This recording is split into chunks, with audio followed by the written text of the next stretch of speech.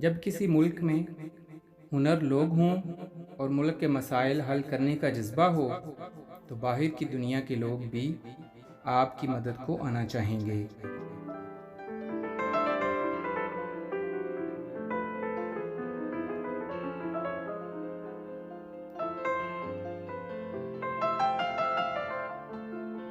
ये यकीन कि दुनिया के हालात मज़ीद ख़राब हो रहे हैं और हम बढ़ती हुई मोहलिक बीमारियों और गुर्बत को ख़त्म नहीं कर सकते, तो क्या ये गलत नहीं है?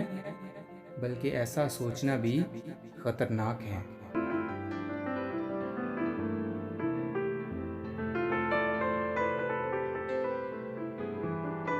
मुझे यकीन है कि अगर तुम लोगों को मसलों की निशानदाही कर दो, फिर उनको मसलों का हल भी बता दो, तो लोग अपने मसाइल खुद हल कर लेंगे।